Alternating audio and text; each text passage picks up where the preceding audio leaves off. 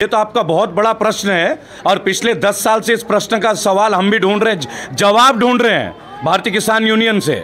इसके बारे में हमने तमाम और लीडरों से भी बात की कि जो खुद को बड़े बड़े यूनियन के नेता बताते हैं तो वो इन गांवों के लिए कौन सा युद्ध छेड़ते हैं, कौन सी लड़ाई लड़ते हैं। अभी आपने ग्रामीण क्षेत्र में हमारे इसी गांव के हमारे भाई से पूछा, उन्होंने आपका जवाब दिया कि वो कभी नहीं आए और आएंगे भी नहीं। नमस्कार, मैं सुनील चौरसिया और आप देख रहे हैं अखिल भारत न्यूज़। आज मैं ग्रेटर नोएडा के भट्टा परसोल गाँव में हैं, जो 2009 में जहाँ पे आपने सुना है कि यहाँ पे भूमि अधिग्रहण हुआ था यमुना एक्सप्रेसवे और बहुत सारा डेवलपमेंट करने के लिए।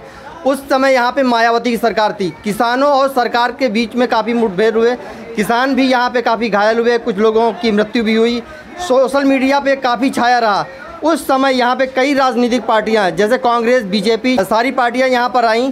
उस समय के जिस समय यहाँ के मौजूदा विधायक हैं, उस समय कांग्रेस के विधायक हुआ करते थे। आज जो वादा करके गए थे कि जैसे हमारी सरकार आएगी किसानों के ऊपर हुए जो अत्याचार हैं, जो उनके ऊपर केसेस लगे, उनको विड्रॉ किया जाएगा, उनको सबको हटाया जाएगा, लेकिन और उनको उनका 64% का जो अतिरिक्त मुआवजा है वो भी दिया जाएगा। लेकिन आज तक उस मुआवजे के बारे में किसी ने बात नहीं की। ना तो किसानों के ऊपर जो हुए अत्याचार, जो उनके ऊपर लगे केसेज, उनको विड्रॉ किया गया। तो आइए हम आज बात करते हैं भट्टा परसोल गांव से, और मेरे साथ हैं रेबल सदानंद पति जी। तो इनसे बात करते हैं कि जिस तरह किसान आंदोलन पिछले करीब 92 दिन से हिंदुस्तान के अंदर गाजीपुर बॉर्डर, टिकरी बॉर्डर, सारे बॉर्डर्स पे चल रहा है, तो क्या इस किसान आंदोलन को सपोर्ट करने के लिए जो राकेश टिकैत इस समय एक बहुत बड़ा चेहरा बने हुए हैं इस किसान आंदोलन का, तो क्या इन किसानों की बात करने के लिए राकेश टिकैत यहाँ पहुँचे हैं या नहीं? तो आइए हम यहाँ पहले किसानों से बात करेंगे। सर नमस्कार। नमस्कार जी। क्या नाम सर आपका? मेरा नाम अशोक पंडित। अशोक जी, ये बताइए कि जिस तरह बात किसानों की होती है, तो क्या वहाँ पे राकेश टिकैत यहाँ पे आए थे आपके पास? नहीं, यहाँ नहीं आएगी। क्यों? ये किसानों की बात नहीं है क्या? अब देखो, ये तो उनके ऊपर है जी। हम यहाँ आस लगाए बैठे हैं, एक किसान भूखे मर रहे हैं। पहले यहाँ एक बना हुआ था भाई प्रधान पद या कोई ऐसा था, आज वो भी ख़त्म कर दिया। उसके बावजूद यहाँ कोई विकास का नाम नहीं।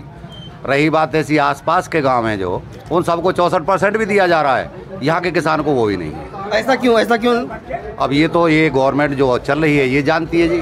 सत्ता में आने के पहले भारतीय जनता पार्टी, सबने बड़ी अखिलेश ने, सबने बातें की थी कि जैसे हम सत्ता में आएंगे किसानों के ऊपर लगे मुकदमों को हटाया जाएगा, विड्रॉ किया जाएगा, और आपका जो अतिरिक्त है 64% वो भी दिलाया जाएगा। वो क्यों नहीं दिया? ऐसा यहाँ कुछ भी नहीं हुआ। जो किसान भाई हैं जिन पर जो केस चल रहे हैं उनका कोई केस नहीं हटा है। छुटपुट केस हटा दिए किसान को बरगाने के, बहकाने के ना के बराबर। जो उन पर मेन केस है उनमें कोई सुनवाई नहीं। आप लोगों ने कभी राकेश टिकैत से बात की है इस बारे में? नहीं, क्या करें, जब वो सुनते ही नहीं हमारी, कहाँ सुने। वो बड़े किसान हैं। बड़े किसान हैं मतलब आप किसान की परिभाषा भी हो गई क्या? बड़े किसान, छोटे किसान, अमीर किसान? मतलब जब वो आज तक यहाँ नहीं आए तो क्या मानेंगे हम उसमें? बड़े नेता हैं जी, क्या मानेंगे उसमें?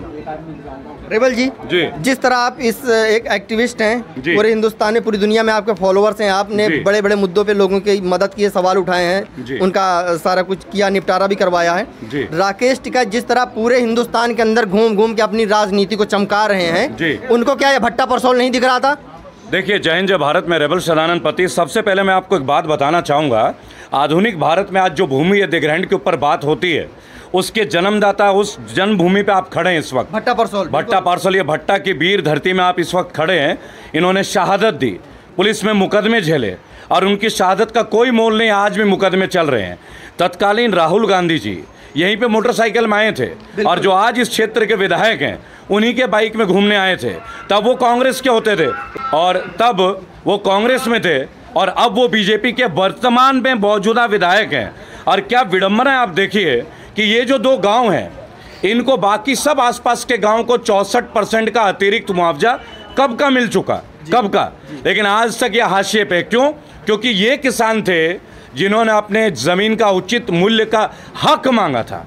हक के बदले मुकदमे मिले, सरकारी लाठियां मिली। और आज आप जब किसान यूनियन के विभिन्न नेताओं की बात करते हैं, क्योंकि मैं गाजीपुर भी होता हूं, सिंगू बॉर्डर पे भी होता हूं, और भारतवर्ष के तमाम किसान नेताओं के साथ होता हूं, मैंने बीच में भी ये सवाल उनके मंच पे उठाया था कि आपने इतने बड़े बड़े कैंप लगाए, वहाँ पे पाठशाला लगाया, तो आपने भट्टा परसोल के किसानों का एक टेंट क्यों नहीं लगाया?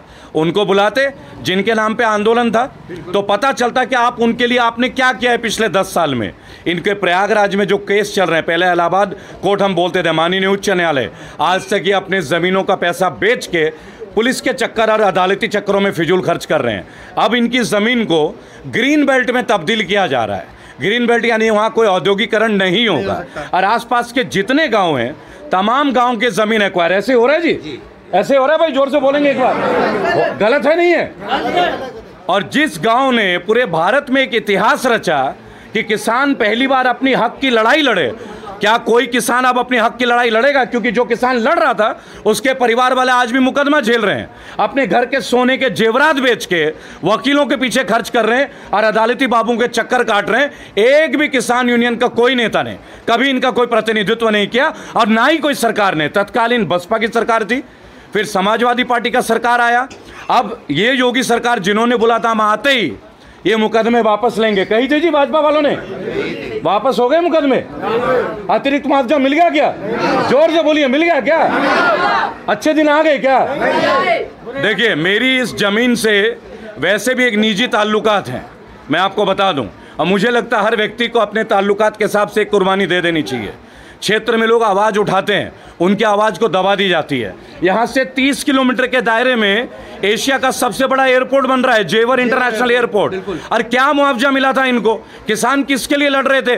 50 लाख रुपए किले का मुआवजा नहीं था जी, एकड़ का, 1 एकड़ में 5 बीघे। और अब आप 300 मीटर का प्लॉट खरीदने जाओ यमुना प्राधिकरण में, उसकी कीमत आज 60 लाख रुपए है। आप समझिए, 4200 मीटर खरीदोगे 50 लाख में और 300 मीटर बेचोगे 60 लाख में, यानी किसान का जमीन पानी है, लेकिन दूसरों के लिए सोना है और उसके लिए पानी है। आप समझ रहे हैं? इस तरह से इन्हें लूटा गया और अत्याचार चलता रहा, और अब ग्रीन बेल्ट का एक और इनके ऊपर काट कि ताकि यहाँ का कोई व्यक्ति मुआवजे से भी महरूम हो, वंचित हो जाए, और वो इनके साथ कर दिया गया। लेकिन अब इनकी हक की लड़ाई हम लोग मीडिया से स्टार्ट करेंगे, क्योंकि आज नेशनल मीडिया, गोदी मीडिया किसी की नहीं सुनती है। सुनती है क्या? कोई नेशनल टीवी आई है आपके गाँव में? चूंकि हम लोग खुद इस जमीन से जुड़े हुए लोग हैं, मैं स्वयं भी यहाँ पे खेती लायक जमीन है मेरे पास। सर राकेश टिकैत, जिस तरह अपने आप को बोलते हैं मैं किसान का सबसे बड़ा नेता हूँ, क्योंकि आप देख रहे हैं कि जैसे ये महेंद्र टिकैत जी की मतलब मृत्यु हुई, उसके बाद उनके भाई खुद उसके अध्यक्ष बन गए, नरेश टिकैत जी अध्यक्ष बन गए, वो उसके वक्ता बन गए, उनके बेटे युवा नेता बन गए। तो क्या ये केवल सिर्फ उनके परिवार की पार्टी बन गई? देखिए, मैं तो एक बात बोलूंगा, यहाँ केवल टिकैत जी की बात ही नहीं है या उनके परिवार की बात नहीं है, यहाँ बात है भट्टा और पारसौल के उन किसानों का जिनका हक लिया गया, जिनको पुलिस के डंडे पड़े। सर मेरा कहना है कि जब वो पार्टी के प्रमुख है तो किसानों का मुद्दा उठाएगा कौन? नहीं, देखिए, ये तो आपका बहुत बड़ा प्रश्न है, और पिछले 10 साल से इस प्रश्न का सवाल हम भी ढूंढ रहे हैं, जवाब ढूंढ रहे हैं भारतीय किसान यूनियन से। इसके बारे में हमने तमाम और लीडरों से भी बात की कि जो खुद को बड़े बड़े यूनियन के नेता बताते हैं, तो वो इन गांवों के लिए कौन सा युद्ध छेड़ते हैं, कौन सी लड़ाई लड़ते हैं। अभी आपने ग्रामीण क्षेत्र में हमारे इसी गांव के हमारे भाई से पूछा, उन्होंने आपका जवाब दिया क्यों कभी नहीं आए और आएंगे भी नहीं। लेकिन इसका मतलब ये नहीं कि इनकी लड़ाई लड़ी नहीं जाएगी। देखिए, मीडिया में बहुत पावर होता है, सवालों को उठेंगे। आप लोगों के मंच के माध्यम से इनका जो मुआवजे का बात है 64%, अभी 2 बहुत बड़े मुद्दे हैं जो पुलिस में, कोर्ट में जो मुकदमे किसानों पे तत्काल प्रभाव से उन्हें वापस लिए जाए, क्योंकि माननीय योगी जी ने और माननीय प्रधानमंत्री जी ने कहा था कि अगर हमारी सरकार आएगी, कहा था नहीं कहा था जी? कहा था भाई। अगर आपने कहा था तो कथनी और करनी में फर्क नहीं होना चाहिए, चित्र और चरित्र में भी फर्क नहीं होना चाहिए। इनके मुकदमे वापस ली जाए, इनको 64% का मुआवजा दिया जाए, और जो अन्य गांवों की जमीनें एक्वायर हो रही है तो इस गांव को ग्रीन बेल्ट में रख के इनको महरूम और वंचित ना किया जाए। जी।